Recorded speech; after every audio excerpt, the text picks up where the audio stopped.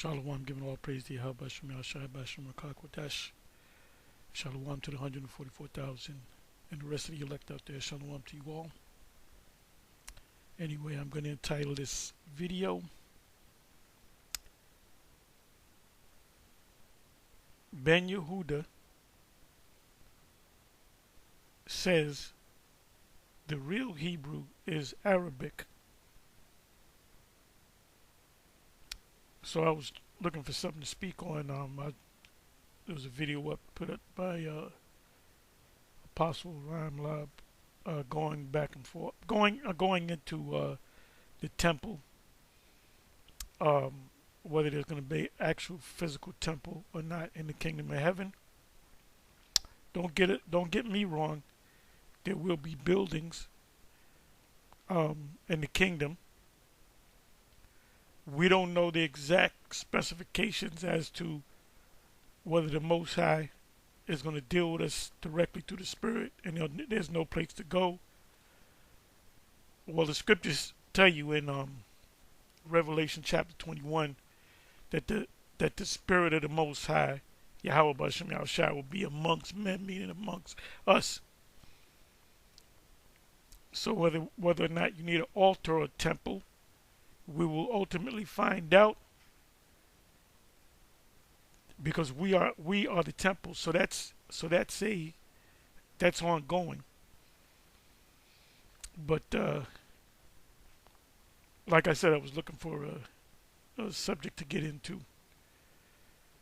So I've spoke about this, went into this individual a little bit, which is he's called the father of modern Hebrew, and he's from Russia.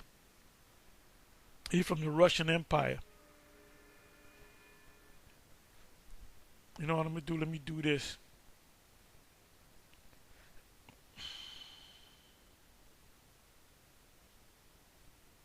Right, it says here, this is an image of him, Eliezer Yitzhak Perlman. And he added the word, or the name, Yehuda, which is close, because they knew back then there was no such thing as the letter J. So he put Yehuda, which is Yahawada. And there's a name in the Aramaic Syriac. Alaya. I can hardly see it. The letters are so small.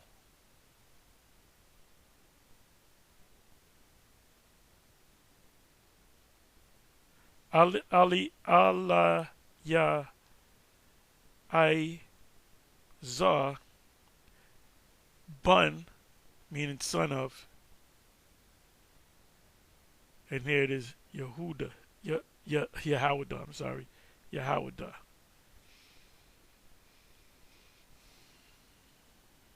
Gives you the time he was born, the time he died. He's from the Russian Empire, now called Belarus, which is part of the Russian Empire, or the former Russian Empire. And you're going to find out none of them spoke. They called themselves understanding some Hebrew, but none of them spoke actual Hebrew. He got into bringing back the Hebrew because this was during the time of Zionism. He was considered a Zionist. You know what I got to do? I got to take that word out. Okay, you know what? It says reviving or bringing back to life the Hebrew language. Now, why would you bring back something back to life if all these Europeans that went to Israel were already speaking Hebrew? They wasn't. They kind of knew some Hebrew. They knew some Yiddish, which is not even real Hebrew. Okay, it says reviving. Known for reviving the Hebrew language. He's also known as the father of modern Hebrew. There was something else I wanted to get.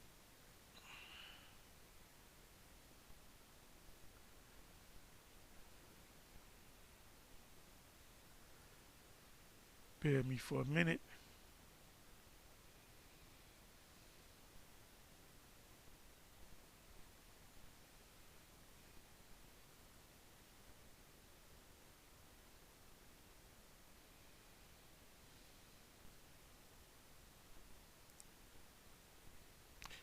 Anyway, let me come over here.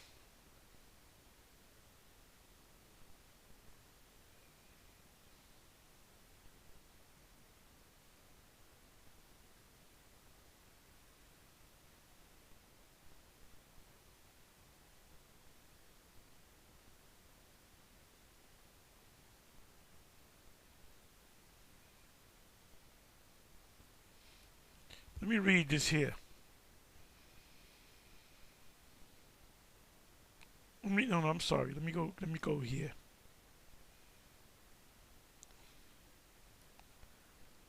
And this is what the father modern Hebrew said.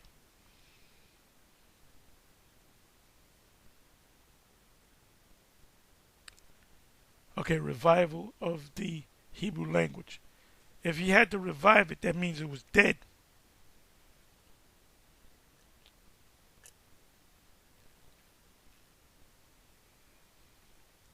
Because you can't go back to the land the land of Israel, Palestine, and speak German or Russian or whatever language you speak, and say that you're the people.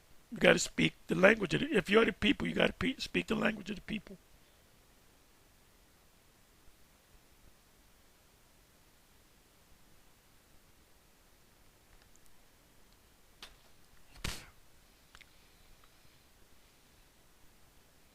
To accomplish the task, Ben-Yehuda insisted with the committee of Hebrew language that, to quote the committee records, in order to supplement the deficiencies what's lacking of the Hebrew language, because they didn't speak full Hebrew. The committee coins words according to the rules of grammar and linguistic analogy from Semitic roots.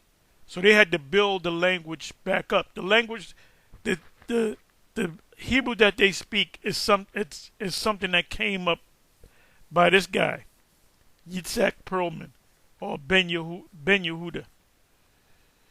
And by the way, I have the book, the Ben-Yehuda Hebrew Hebrew Dictionary.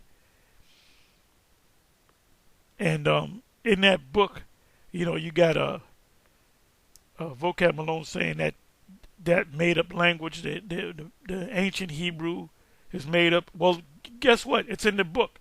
The alphabet is actually in the book. In the Ben-Yehudi, the father of modern Hebrew, English Hebrew dictionary, in the back of the book or the front of the book, depending on how you look at the book. Because when you go to the Hebrew part, you read it backwards.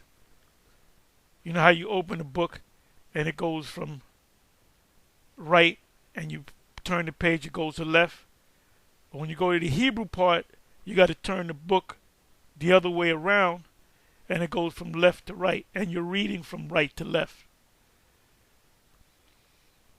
So the back of the book or the front of the book, depending on how you look at the book, you know what I mean. He does have a list of the so-called Lashawan Kodash, which is the ancient Hebrew. I may even do a separate video and show that. So he knew about the so-called ancient Hebrew. How was they able to decipher the Moabite stone if they didn't understand the ancient Hebrew, which we call the Lashawan Kodash? So for matter of fact, you know what I'm gonna do? Let me go ahead and do this.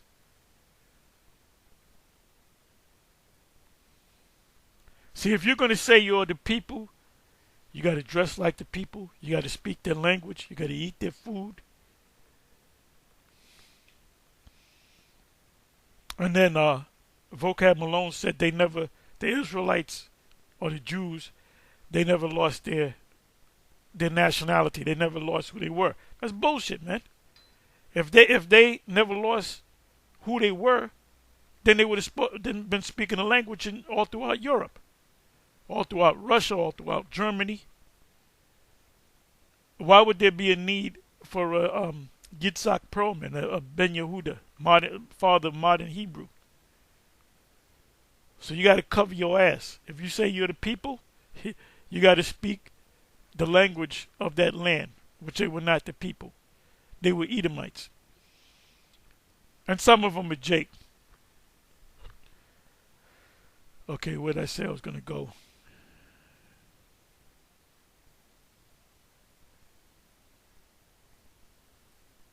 Deciphering the Moabite stone. The Moabite stone is an inscription. And then you got the Decalogue stone in the Americas, which is actually ancient Hebrew. It's an actual stone, which is written in the same writing, or cuneiform is called. Cuneiform. Cuneiform is not a language. Cuneiform is a style of writing. But like on the tombstone, you got what's called cuneiform, which cunei means wedge and form means writing. Wedge writing, where you take a chisel. You know, you go to any cemetery on the tombstone, that's cuneiform. It's not a language. It says the Moabite stone is an inscription proclaiming the victory of King Mesha. It's also called the Mesha Stele, Stele meaning stone, of Moab. And these Moors are saying that Moabites, you're not Moabites, you're Israelites. And if you are Moabites, then your future is captivity. So y'all need to stop it. Over the ancient Israelite kingdom, which proved that Israelites existed in the 9th century BCE, King Mesha proclaims in this inscription that he conquered ancient Israel and that Israel hath perished forever. He wished.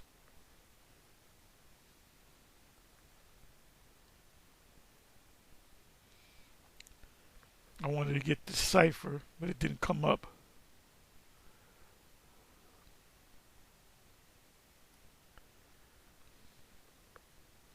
Let me do this.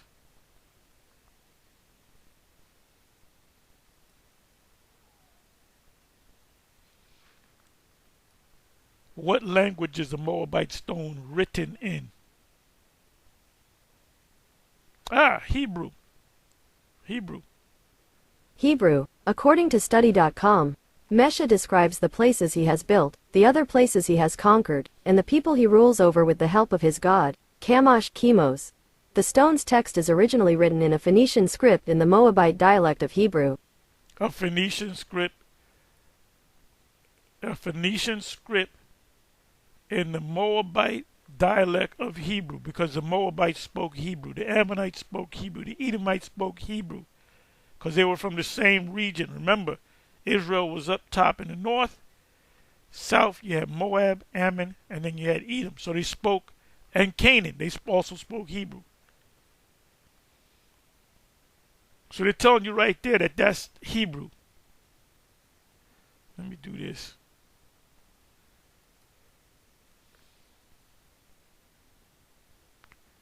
Here we go. Open this up.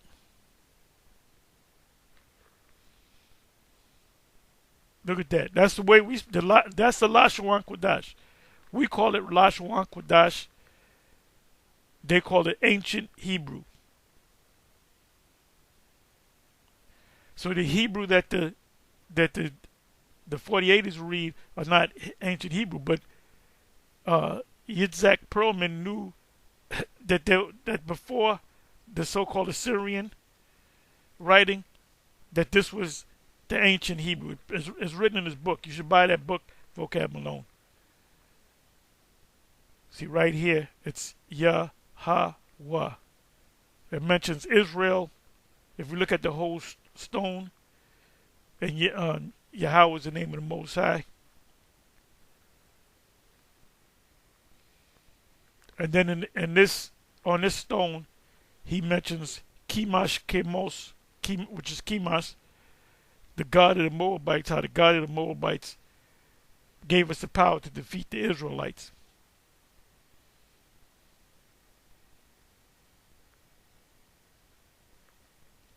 And the small hats don't speak, they don't read this, they don't understand this.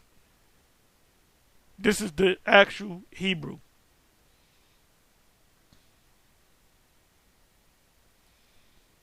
So now let's come over here. So the truth is coming out, man.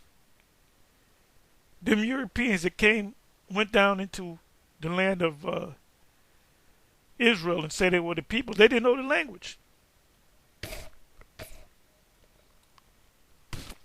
I'm not going to read this whole thing, but when you read into it, it said that I may come across that. Matter of fact, I am going to come across it. The first one that he said, I'm going to make speak fluent Hebrew is my son. He didn't speak, Perlman didn't speak fluent Hebrew. Remember, he was reviving it. Revival to bring back to life of the Hebrew language. So what does that mean? They didn't know it. They might have knew a few words. And Yiddish was like, it comes out of Germany. It's like Turkish. It's not Hebrew. Turkish is just slang for ass. Mashugana. What other words?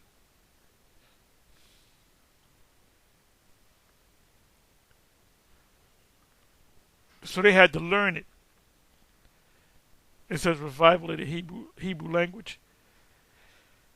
And I'm going to get into, at the end of this video, most high willing, I'm going to get into Revelation chapter 21 and read, if not all of it, some of it.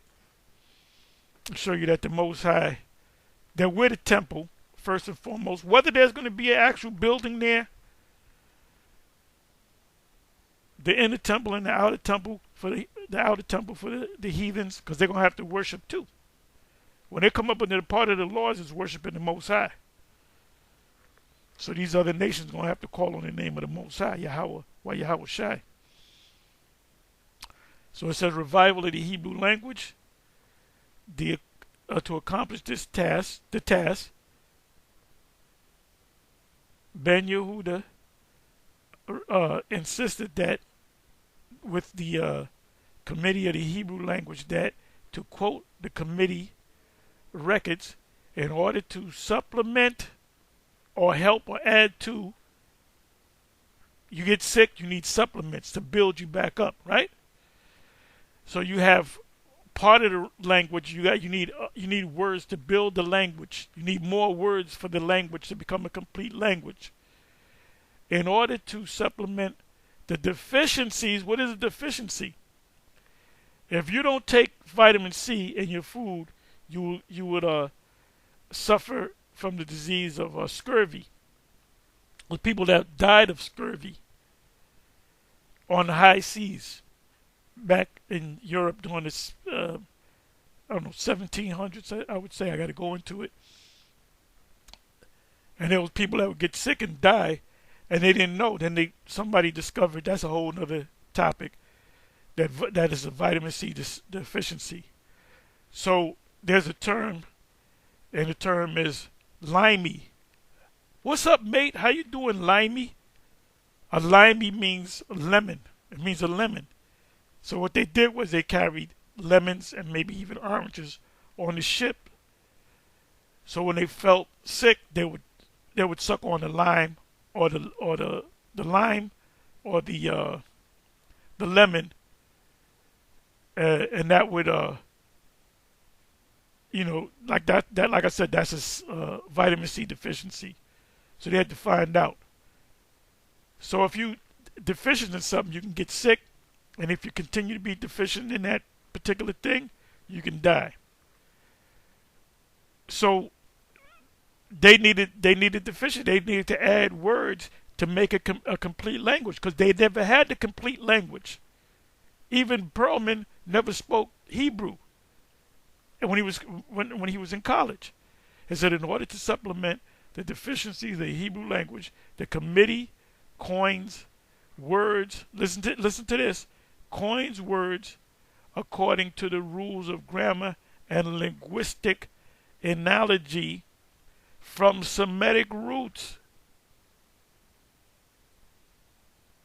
Aramaic, and especially from Arabic roots. You heard that? They had to supplement the language by going back to the roots, the Semitic roots, which is Aramaic, and especially from Arabic roots.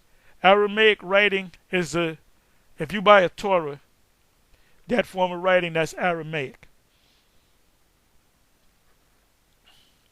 So what is he saying? That they didn't have the Hebrew. They had to borrow words to build the language, to, revive the language. They had to borrow words from Aramaic and from Arabic. That's why Aramaic is really not Hebrew, but then again it is. It's a dialect of Hebrew, we can say. And it comes from Aram, one of the sons of Shem. Aram. And Arabic, which goes back to Ishmaelites, which goes back to Shem. So Arabic is really Hebrew, because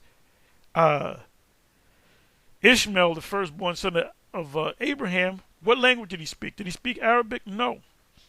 He spoke Hebrew. His name, Ishmael, is in the Hebrew. A lot of words in Arabic are also Hebrew words. Abu or Abba. Ibn or Bun.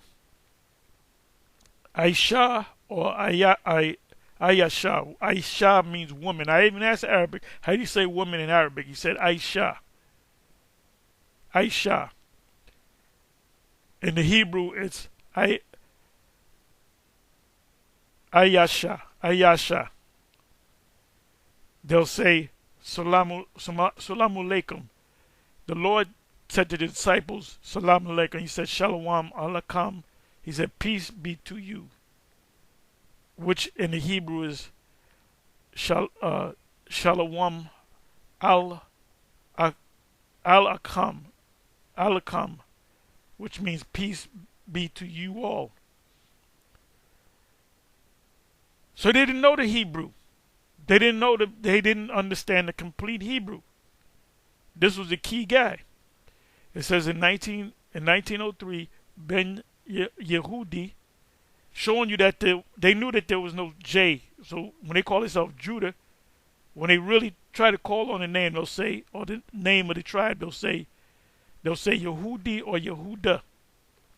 I spoke to many of them, and they say the same thing. Yeah, some say Yehudi, some say Yehuda. Or they'll say Yehudim, which means Judites. For the plural.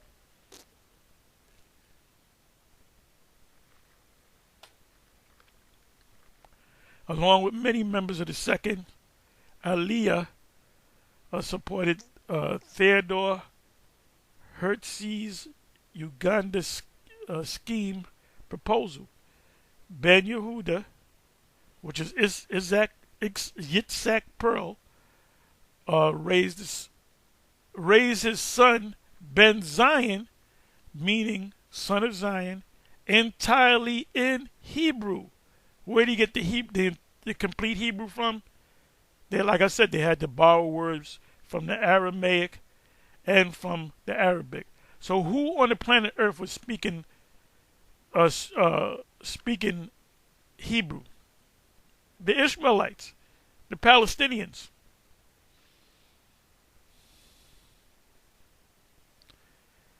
It says Ben-Yehuda raised his son, Ben Zion. Let me do this. Let me put the cursor over this. That's his son. Had no beard on his face. At least his father had a beard. Yitzhak Ben-Yehuda was the first native speaker of Hebrew in modern times. So what did that mean? None of them understand. They knew a few words here and there, but they didn't understand Hebrew, the Hebrew language. Remember, he had to revive it. He had to bring it back to life. So the only man, so Yitzhak Perlman or Ben-Yehuda, he didn't know Hebrew. He couldn't hold a conversation in Hebrew. He understood some certain words, but he didn't know the Hebrew. It says, was the first native speaker of Hebrew in modern times. He was a journalist and a Zionist activist. And I showed you how far back Zionism was all about getting back to Israel. Bear me for a minute.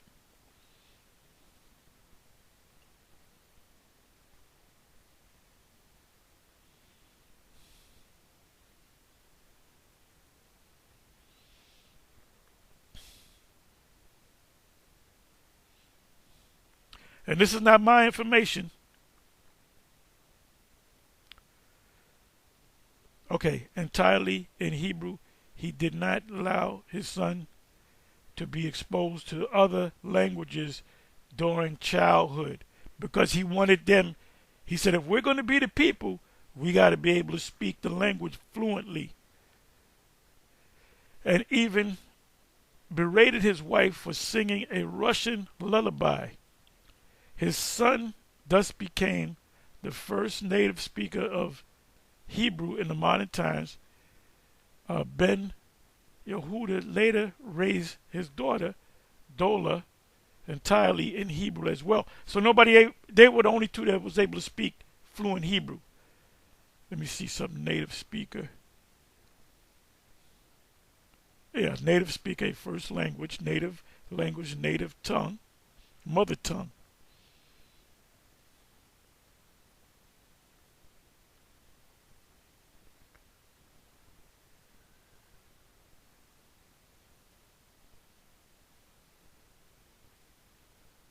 Right, it says here Ben-Yehuda was a major figure in the establishment of the Committee of the Hebrew Language because they didn't have it, vocab.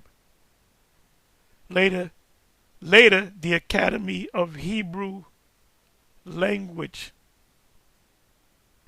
The Academy of the Hebrew Language was established by the Israeli government in 1953 as the Supreme Institute for scholarship on the Hebrew language in Hebrew University of Jerusalem of Givet Ram campus. So they had look, as far back as 1953, they still wasn't speaking Yiddish and German or whatever country they came from, Russian. So you teach your kids that. That's why he said, look, we're going to isolate him to only know Hebrew.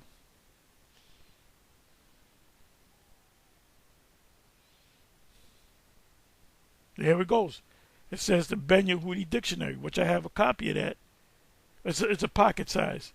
The Ben-Yehudi Dictionary is a historical Hebrew dictionary. The first volume is a volume published in 1908 by Eliezer Ben-Yehuda, which is Isaac Perlman, while the last was published long after his death in 1958 by his wife and his son. An important feature of the dictionary was its inclusion of various new words.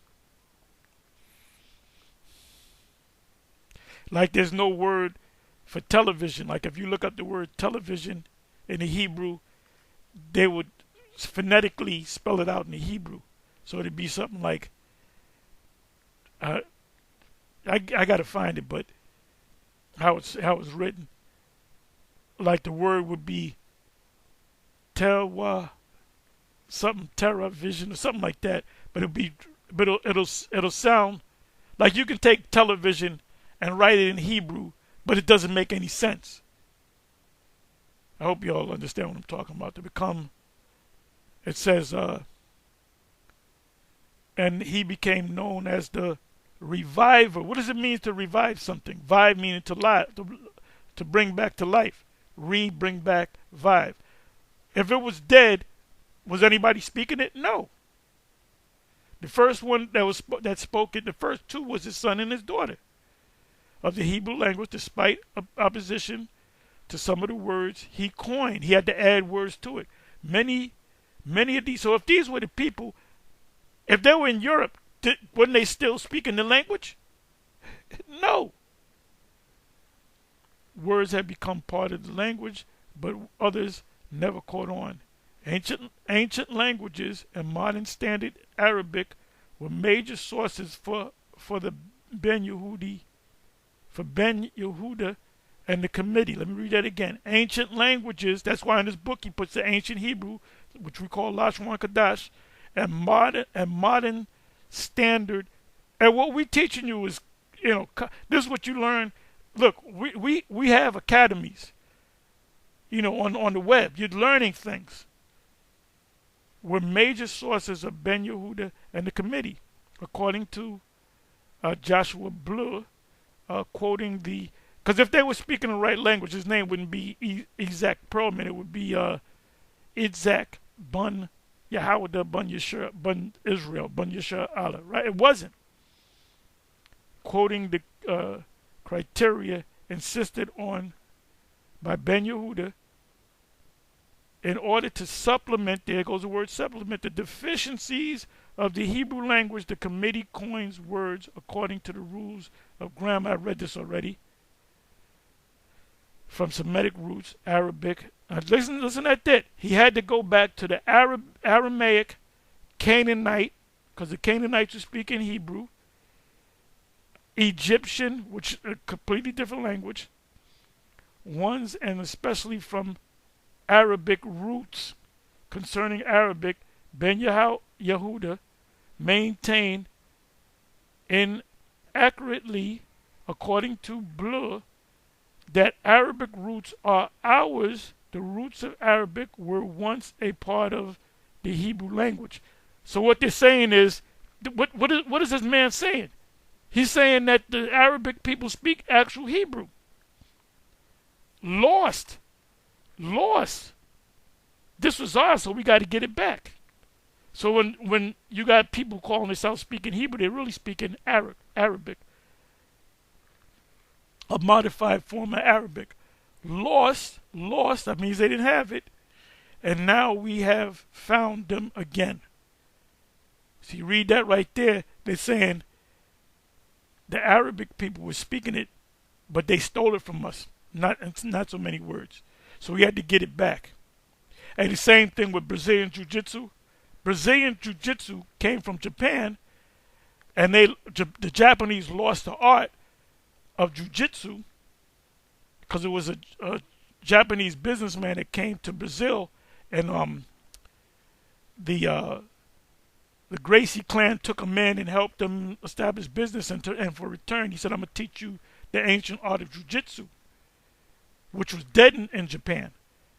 That's why Japanese people have to learn from the Brazilians about Jiu-Jitsu, which was theirs from the beginning.